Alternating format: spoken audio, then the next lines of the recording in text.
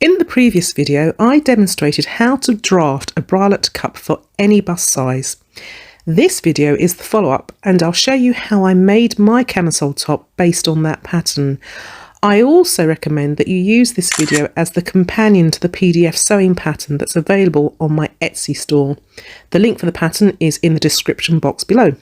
So, without further ado, let's get to it. I'm going to be making the top out of this beautiful silk. It's a scrap from, I'm not really sure, but something I made a long time ago. And I think it will look awesome. So let's begin the cutting.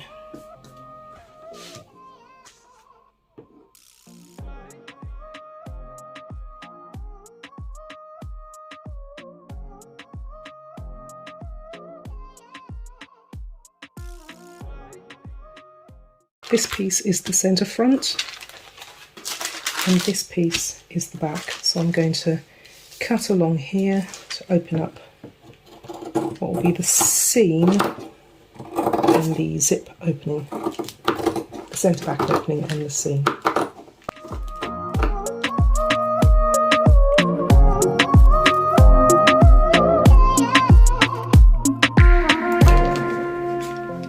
This is the bust point notch. And again here, just cut off this piece of fabric. Before I forget.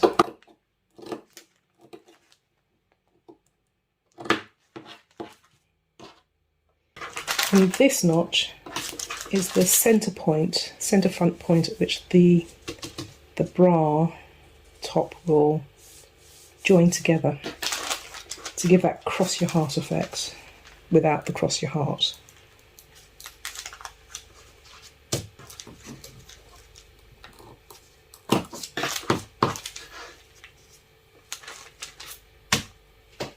There we go. I wasn't sure how much fabric I was going to have, but as I have quite a lot left, I'm going to use a piece from this edge, which is actually conveniently on the bias, as an interfacing, which I haven't cut yet, but I will. And then this length along here will be the actual straps. So I'll be right back.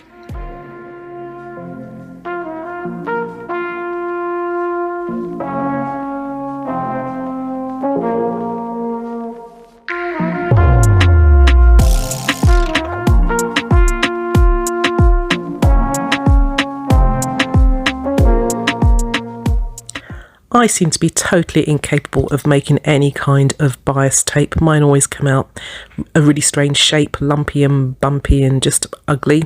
So I'm using this gadget. All you need to do is feed the fabric through the open end with a pin, then secure that fabric to your ironing board, and all you then need to do is draw the gadget along the strip of fabric and press at the same time, and you end up with beautiful bias tape. It's fantastic. I love it. And it comes in a set of 4 different sizes. If you find you have the same problem, there is a link below, so just check it out.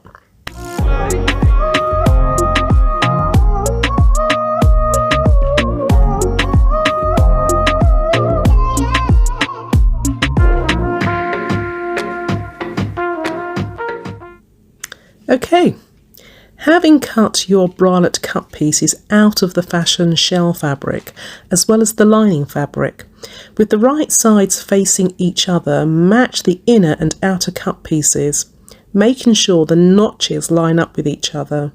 Pin, then sew along the inner seam line.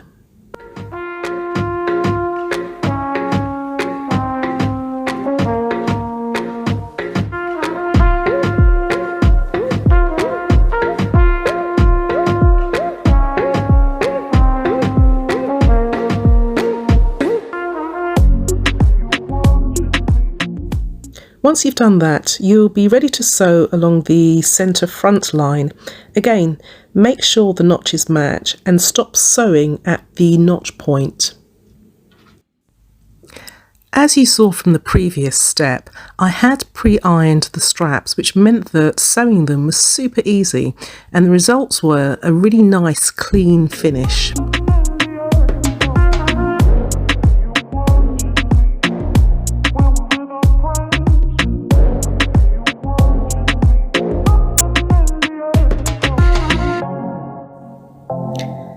Because I have a 4-thread overlocker, I decided to sew and overlock my facing pieces in one step. But obviously, if you only have a sewing machine, then you'll need to sew your seams and then neaten them with a zigzag stitch. However, I did sew all of the other pieces first and then neaten them with the overlocker.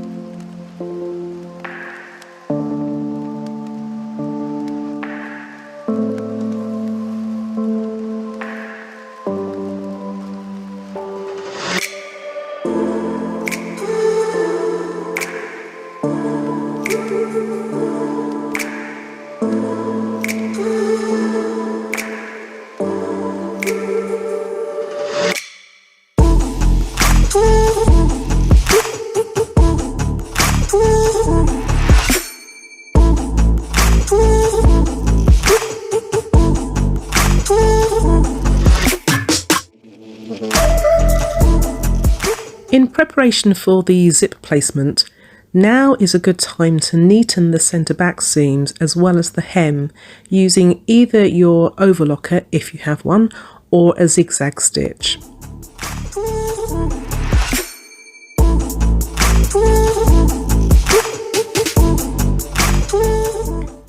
For the longest time I didn't own a pressing ham, so I kind of developed a method of ironing curved seams without one. If you're in the same position, all you need to do is raise the fabric following the line of the curve as you move the iron along the seam, and at the same time, as you're using the steam, allow the fabric to cool just a little bit just before you let go of the fabric, and this will keep its shape. It will help it to hold the line of the curve.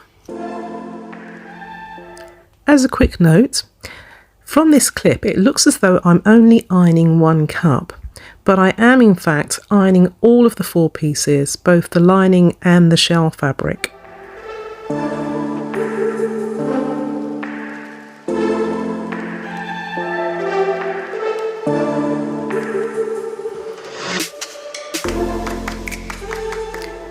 In this step, I'm joining the bra cups at the centre front, making sure to stop sewing at the centre front notch.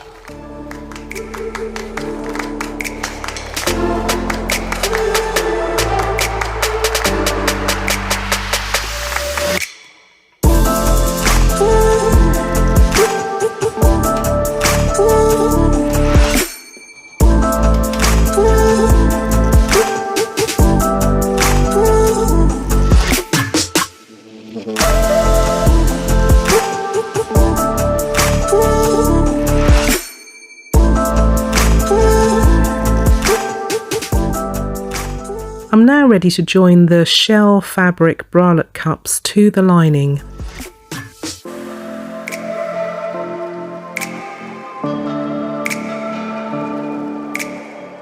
As I prepare to add the straps, I'm making sure that the strap seams are facing in the same direction, either outwards towards your shoulders or towards the centre front, and that they lie directly above the bra cup seams as I pin them in place. As a quick note, I'm pinning and sewing just along the top edge, leaving the bottom of the bralette cups open.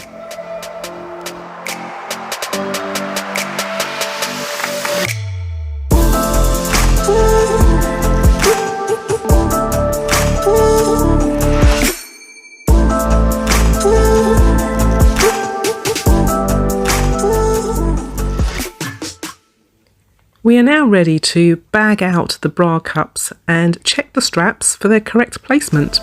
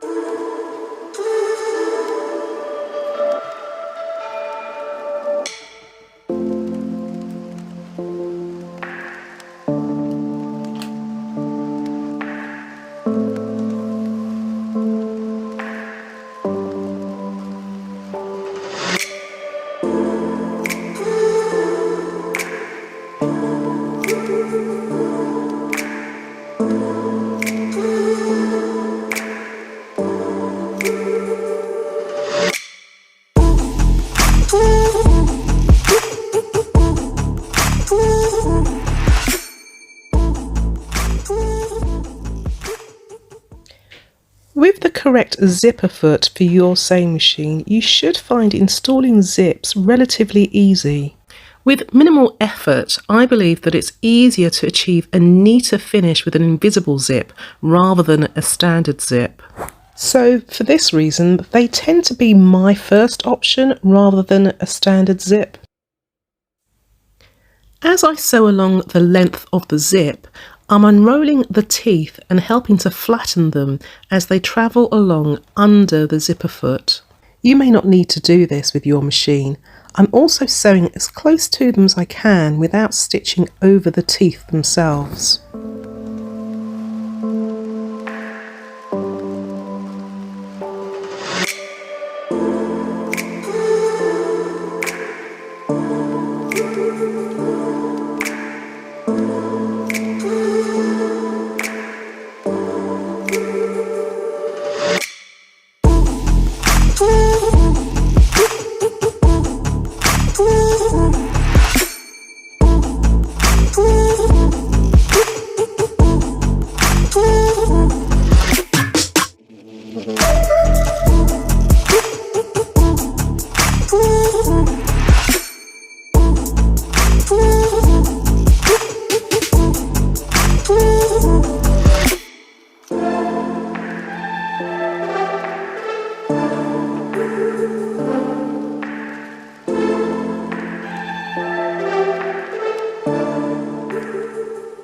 Now is the time to press all the side seams towards the centre back on both the bodice, the facing, and if you're following along with the PDF pattern, the lining as well.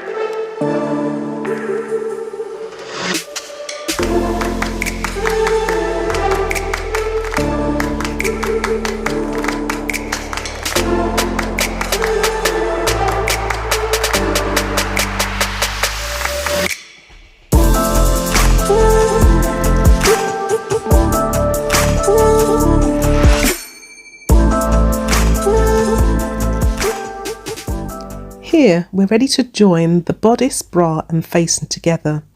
The bra cups are sandwiched between the bodice and the facing, and while I'm pinning, I'm making sure that the seams all match to ensure that I have a professional finish.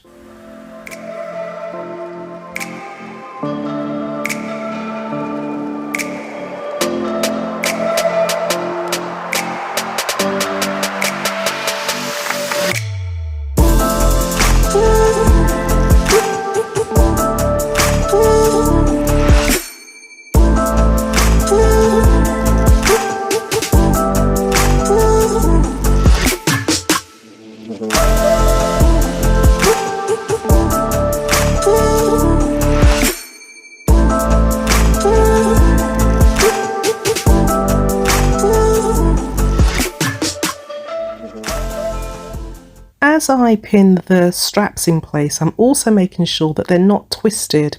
There is nothing more annoying than finishing your garment only to find that your straps are just a weird wiggly shape. Okay, so we have the zip in place already. So this is the way to attach the facing and ensure that the two fit nicely together. So we're going to fold the seam where the zip is back on itself, including the teeth of the zip, and fold the facing over the top of that, and then pinning it in place.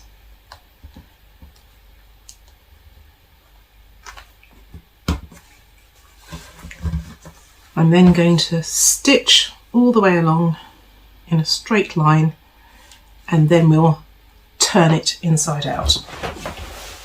Okay, having stitched all the way along with the fold of the zip, we will now turn it out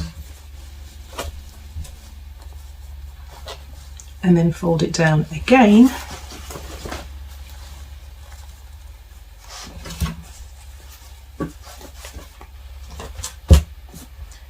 and then I'm going to pin inside here, which is where we'll sew, to keep this flat against the zip and the seam allowance for the zip.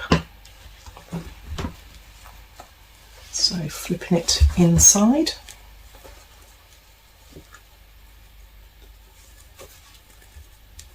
Trying not to let it move too much.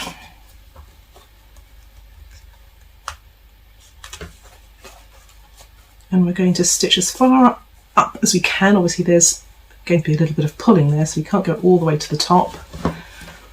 But we're going to stitch from the bottom of the facing up inside and out to the edge a little bit, and that will hold that all in place when the garment's properly turned, and we'll do that on both sides.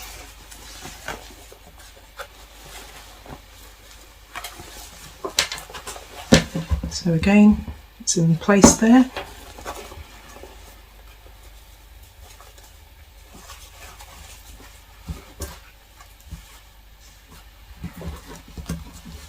Fold it down.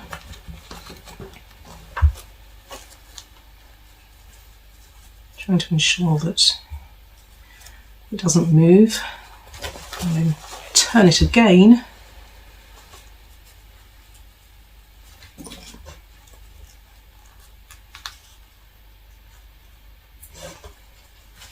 Place a pin to hold it in place, making sure that both the zip and the seam are aligned, and we're going to sew again along here to hold it in place. Here we are. So we've sewn that little seam on both sides.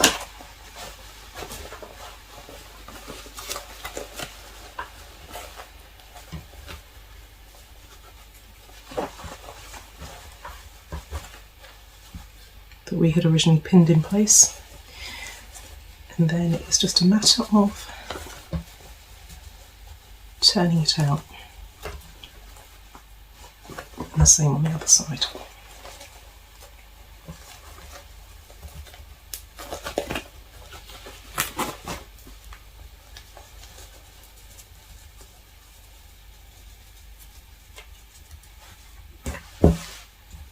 Okay.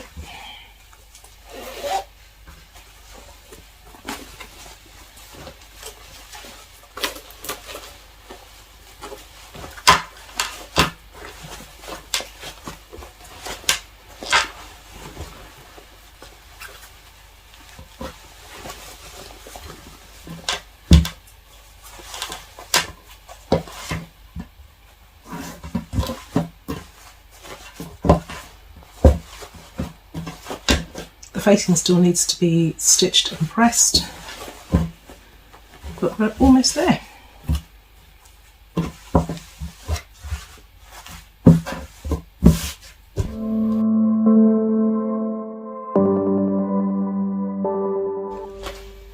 Okay, nearly finished. So all I need to do now is two things. I'm going to stitch in the ditch on the right side where the facing is, just an inch or so, just to anchor it in place on both sides, so that when the garment is turned the right way out, it's not going to be flapping up along the sides. It will help to keep it flat. And because I'm using an invisible zip, a standard invisible zip that you'd use in a garment that doesn't need to open all the way at the bottom, I'm going to just tack down by hand these two little areas here so that they also are not flapping about and getting in the way. And because the zip stops literally right there, it should be fine. It'll be a way to finish the garment. And as of course you'll understand that I need to, when I put it on, I'll have to pull it over my head because it doesn't open all the way along. But you could put in, make a little placket and put buttons or put hooks in along this edge instead, and thereby have it open all the way at the bottom. But I'm using a zip because I want that. I want that invisible zip finish. So I'll be back. And here it is, finished.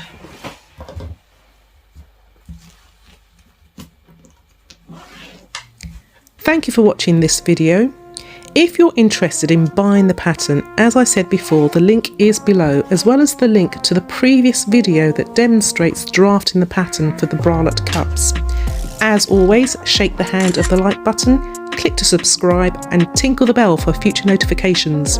See you soon.